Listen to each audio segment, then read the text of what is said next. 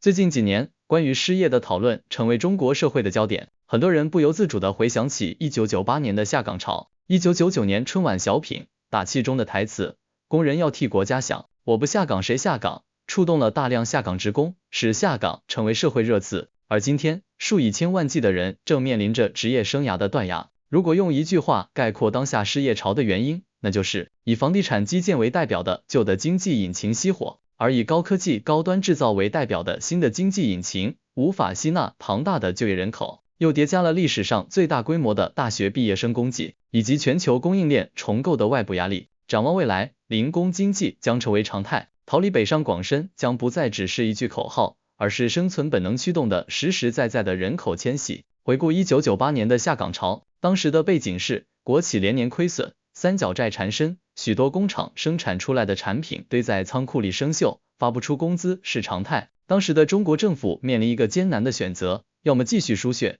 把国家财政拖垮，要么砸烂铁饭碗，让企业进入市场。朱镕基总理选择了后者，这被称为国企3年脱困。受冲击的主体非常明确，低技能大龄体制内的产业工人。1998年至2000年间，国有企业下岗职工总数超过2500万人，如果算上集体企业，受影响的人数可能高达4000万甚至更多。这场风暴的中心在东北，那是共和国的长子，也是计划经济堡垒最坚固的地方。当堡垒从内部瓦解，对于那些相信以厂为家的工人来说，不仅是失去了收入，更是失去了社会身份和尊严。但是1998年的下岗潮有一个极其特殊的宏观背景，那是黎明前的黑暗。1998年，房改启动，房地产引擎点火。1999年，高校扩招，推迟了年轻人进入就业市场的时间。2001年，中国加入 WTO， 世界工厂的大门轰然洞开。这意味着虽然几千万工人下岗了，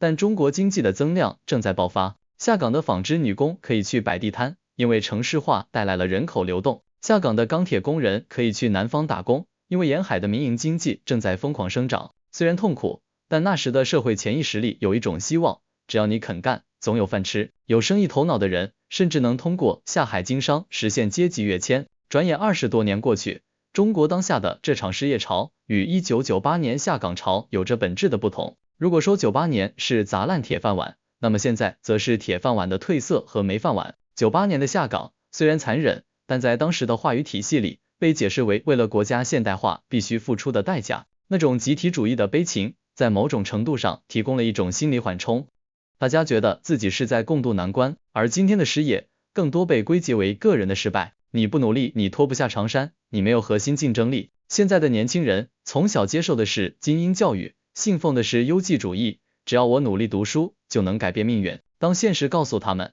努力不一定有回报，甚至可能因为买房而背负巨债时，这种心理契约的崩塌带来了更深层的社会抑郁。这就是为什么躺平和发疯文学会流行的原因。经济学家辜朝明提出了资产负债表衰退的概念，这非常适合用来对比这两个时代。1998年的下岗工人虽然穷，但他们大多数人没有负债，国企职工的房子是分配的，医疗和教育虽然开始收费，但相对低廉。下岗意味着收入归零，但只要有一口饭吃，生存底线还在。现在的失业中产面临着高负债下的现金流断裂。如果你在2020年高位接盘了房产，背负了30年的房贷，此时失业不仅是生活质量下降，而是面临资产被法拍征信变黑的风险。对于许多家庭来说，98年是苦日子，而2024年可能是绝路。经济学上有个疤痕效应，指失业经历会给劳动者带来长期的收入损失和心理阴影。98年下岗工人的疤痕伴随了半生，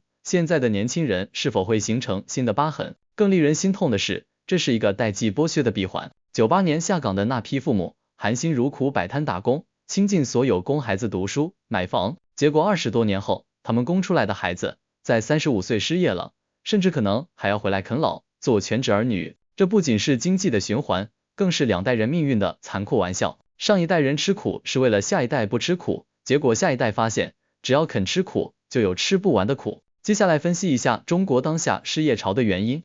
过去20年，房地产是中国经济的压舱石，直接或间接贡献了约25%到30%的 GDP。它不仅吸纳了建筑工人，还养活了庞大的上下游、家电装修设计、金融信贷、房产销售等。现在房地产进入下行周期，不仅导致开发商暴雷、工地停工，更导致依附于此的数千万就业岗位瞬间蒸发。民营企业贡献了80%以上的城镇就业，但目前民营企业信心不足，处于收缩防御和降本增效状态。降本的第一刀往往就是裁员，增效的手段往往是让一个人干2个人的活。互联网行业结束了跑马圈地的流量红利期，进入存量博弈阶段，大厂不再需要通过疯狂招人来抢占市场，这直接堵死了大量计算机运营类毕业生的去路。在双减政策下，教培行业一夜归零。教培行业曾是吸纳文科理科大学生就业的巨大海绵，年吸纳量曾达100万计。政策落地后，这个行业释放了大量失业人员回到市场，同时不再提供新的应届生岗位。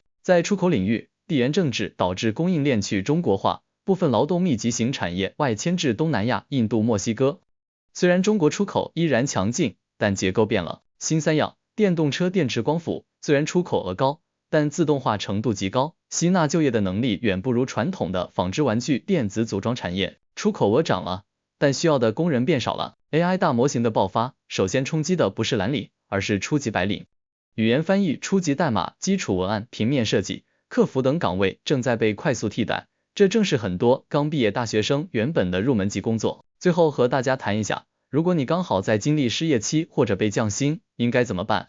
面对失业潮，建议大家不要赌明年就会好起来，要做好打持久战的准备。生存策略需要从进攻型、追求升职加薪、财富自由等，转变为防守型，保住现金流，保持身心健康活下去。现金为王，降低负债，保留过冬的粮草，放弃幻想，不要死守写字楼白领的执念，哪里有需求就去哪里，哪怕是去干体力活或伺候人的高端服务业，学会苟住。如果你现在有一份工作，哪怕工资降了，同事和领导让你觉得恶心，只要公司不倒闭，就尽量苟住。现在不是裸辞追梦的时候，很多人崩溃不是因为没饭吃，而是因为羞耻感和焦虑。仅接受结构性失业的事实，请反复告诉自己，这不是你的错。当大厂都在裁员，当硕士博士都开始送外卖，这说明是个体无法对抗的大事。不要陷入我不够好的自我攻击中。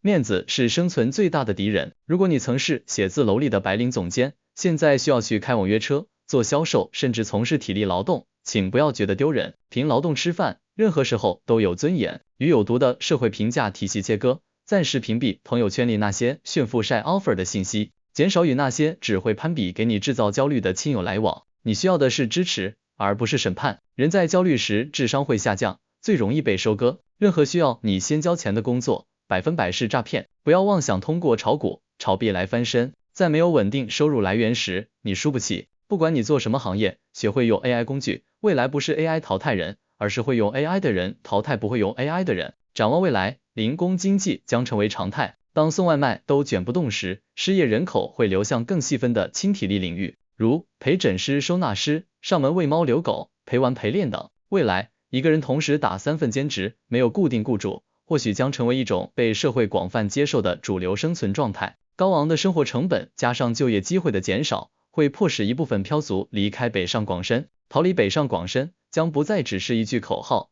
而是生存本能驱动的实实在在的人口迁徙。最后，祝愿大家都能熬过自己的失业期，并对生活抱有希望。